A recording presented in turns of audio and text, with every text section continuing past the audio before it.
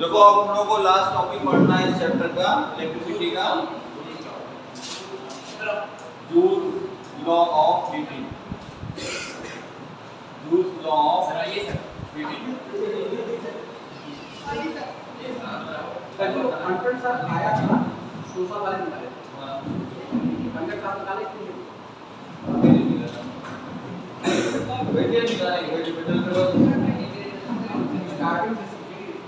Joules law of heating. देखो जब देखो जब वायर में इलेक्ट्रिक करंट, सुनो, जब वायर में इलेक्ट्रिक करंट फ्लो करती है, इलेक्ट्रिक करंट फ्लो करने का मतलब कि इलेक्ट्रॉन फ्लो करना है। और जब वायर के अंदर इलेक्ट्रॉन फ्लो करेंगे तो उनमें कोलिजन होता है, लड़ेंगे जरूर। जैसे आप सड़क पे गाड़ी चलती है तो एक्सीडेंट नहीं होते हैं, तो इलेक्ट्रॉन चल रहे हैं तो वो भी लड़ेंगे। और जब कोलिजन होता है तो हीट प्रोड्यूस होती है। जब इलेक्ट्रॉन्स आपस में कोलाइड करेंगे, वॉल से लड़ेंगे वायर की, तो हीट प्रोड्यूस होगी। तो जूल ने वो हीट किन किन बातों पे डिपेंड करती है, ये 3 बातें बताई थी जूल ने। पहले समझ लो फिर लिखा जाए। पहली चीज बताई थी कि the heat produce in the wire, the heat produce in the wire is directly proportional to square of electric current। पहली चीज बताइए, करंट अगर आप बढ़ाओगे, इतनी ज्यादा करंट होगी उतनी ज्यादा हीट प्रोड्यूस होगी। अरे भाई कॉमन सेंस की बात है। कल हमने बताया था, तुमने पूछा था कि करंट का मतलब इलेक्ट्रॉन्स की नंबर, करंट बढ़ी इसका मतलब इलेक्ट्रॉन्स की नंबर बढ़ी, और जब इलेक्ट्रॉन्स की नंबर बढ़ेगी तो कोलिजन बढ़ेगा, कोलिजन बढ़ेगा तो हीट बढ़ेगी, और वो भी स्क्वायर, मतलब अगर करंट 2 टाइम्स बढ़ा रहे हो तो हीट 2 टू जा 4 टाइम्स हीट बढ़ेगी। तो पहला पॉइंट लिखिए, पहला पॉइंट इनका था कि heat produce in the wire, heat produce in wire is directly proportional to the square of electric current, square of electric current। फिर इसको इस तरह लिख करके, फिर इसको इस तरह लिख करके,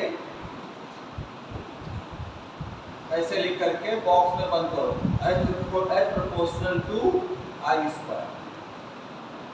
ये पहला पॉइंट जूल का था, फर्स्ट पॉइंट था जूल का। जूल का सेकंड पॉइंट देखिए।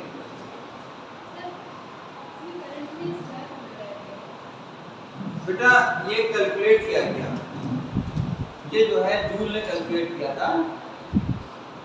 जैसे करंट आई को लिया उन्होंने 2 एम्पियर,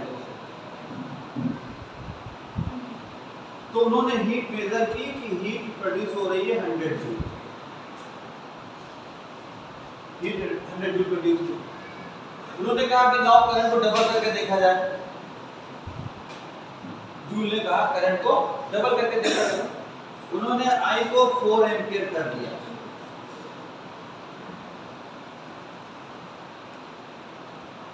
तो उन्होंने हीट को देखा, कहने लगे हीट तो यार बहुत ज्यादा बढ़ गई, 400 जूल हो गई।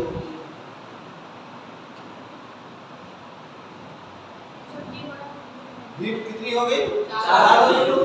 तो उन्होंने कहा कि हमने तो डबल किया था और वहां वो 4 कितना बढ़ गई, तो डबल का स्क्वायर कितना होता है। उन्होंने करंट को 8 गुना किया, हीट कर लिया, अरे 64 टाइम्स बढ़ गई। इसीलिए उन्होंने अपना लॉ दे दिया कि H प्रोपोर्शनल टू I।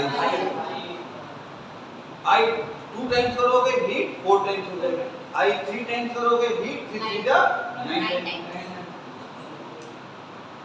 ये इस तरह कॉन्सेप्ट है, ठीक। अब देखो सेकंड पॉइंट देखिए,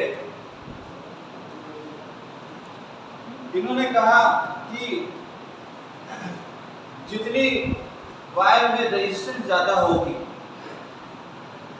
भाई अगर रेजिस्टेंस ज्यादा है इसका मतलब ऑब्स्ट्रक्शन ज्यादा है, इलेक्ट्रॉन रुक के चल रहा है तो हीट ज्यादा प्रोड्यूस होगी।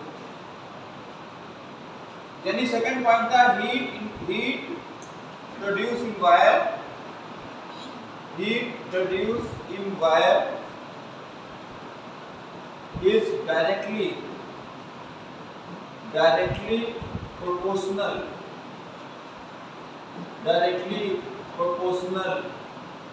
to the resistance,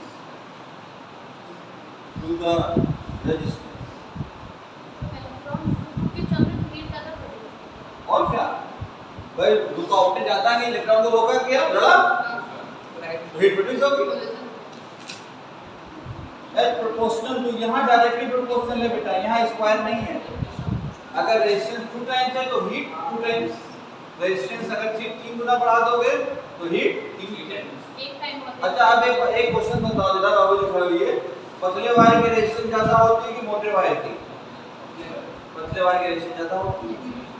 तो अगर हम पतले वायर को यूज कर रहे हैं तो वो जल्दी गर्म होगा कि मोटा वायर जल्दी गर्म होगा? पतला वायर जल्दी गर्म होगा। इसलिए जो हाई पावर के अप्लायंसेस होते हैं उसमें हमेशा हम लोग मोटा वायर लगाते हैं ताकि उसकी रेजिस्टेंस कम हो, उसमें हीट कम प्रोड्यूस हो। तो छू के देखो तो तार गर्म नहीं मिलेगा तुम्हें, और पतले तार जो होते हैं छू के देखो गर्म हो जाते हैं, हीट कर जाते हैं। तो पहला पॉइंट था H proportional to I square, दूसरा पॉइंट था इनका H प्रोपोर्शनल टू R। तीसरा पॉइंट इनका था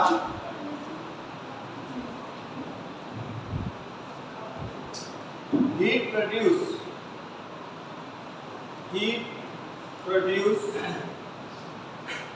इन वायर is directly proportional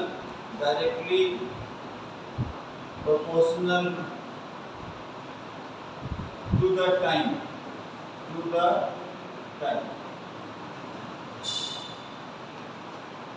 अगर बहुत देर तक आप यूज कर रहे हो अप्लायंस तो गर्म हो जाएगा। करके देखो, टीवी चला रहे हो 24 घंटे चल रहा, देखो स्टार्ट छू के गर्म हो जाएगा। इसलिए हम लोग क्या करते हैं कि थोड़ा रेस्ट देते हैं, कहते हैं भैया 8 घंटा ऐसे चल गया यार, बंद कर दो, फूक जाएगा। फूक क्या जाएगा, तार गर्म हो जाएगा। हम लोग रेस्ट नहीं देते भैया 24 घंटे दिन चल रहा है यार, बंद कर दो थोड़ी देर, जल जाएगा। क्यों जल जाएगा? क्योंकि H प्रोपोर्शनल टू T है, जितना देर तक करंट फ्लो करेगी उतना ही ज्यादा सर्विस। मतलब हम लोग फैन क्या करते हैं, लगातार नहीं चलाते, बंद कर देते हैं, 5-4 घंटे चला बंद कर दो तो हीट कम हो जाएगी, फिर खोल लो थोड़ी देर बाद। जैसे मोबाइल का चार्जर रात में लगा के छोड़ दिया, सो गए, सुबह देखा चार्जर भी गर्म, मोबाइल भी गर्म, तार भी गर्म, इसीलिए कि सोते समय बंद कर देना भैया चार्जर। तो ये 3 पॉइंट थे जूल्स के, यही जूल्स लॉ ऑफ हीटिंग है। फिर जूल ने इन तीनों पॉइंट को एक साथ कंबाइन किया, H प्रोपोर्शनल टू T, ये थर्ड पॉइंट था। नोट करो, ये थर्ड पॉइंट था जूल का, H प्रोपोर्शनल टू T।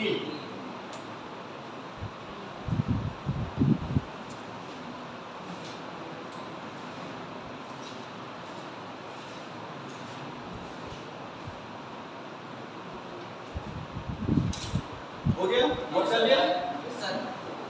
अब देखो तीनों पॉइंट इनके थे। एक पहला पॉइंट था इनका H proportional to I square, दूसरा पॉइंट था H प्रोपोर्शनल R, और तीसरा था इनका तो इन्होंने फॉर्मूला ही बना दिया कि हीट इक्वल टू होता है I स्क्वायर R। ये हीट का फॉर्मूला बनाया, I square R, heat produced in the wire। Sir आपने बोला प्रोपोर्शनल लगाएंगे तो कौन यहाँ प्रोपोर्शनल जो लगाया कांस्टेंट लगाया गया था उसकी वैल्यू 1 थी, तो जूल ने फिर कांस्टेंट को हटा दिया। अब यहाँ पे भी ओम्स लॉ हम लोग यूज कर सकते हैं by using Ohm's law, by using Ohm's law। Ohm's law हमारा होता है V equal to IR।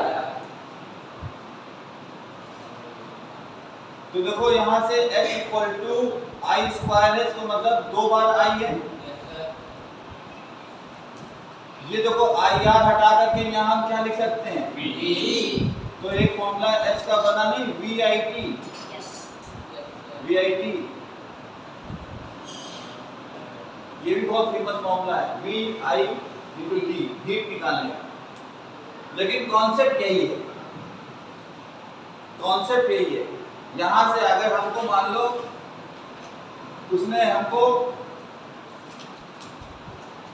आई दे दिया, हमको क्या चीज इसमें क्योंकि आर नहीं दिया उसने, हमको आई दे दिया उसने, टी दे दिया, आर नहीं दिया और वोल्टेज बता दिया। तो ओम्स लॉ से हम पहले आई निकाल लेंगे, आर आर और उसमें डाल दें, या फिर फॉर्मूला, या अगर VIT याद है आपको डायरेक्ट फॉर्मूला लगाओ। जब हम न्यूमेरिकल्स करवाएंगे तो हम दोनों तरीके से करवाएंगे, डायरेक्ट करवाएंगे और ओम्स लॉ को यूज करके भी करवाएंगे।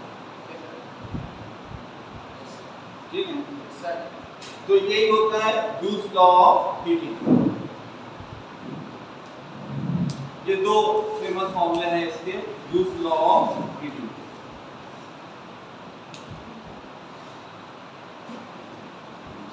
ठीक,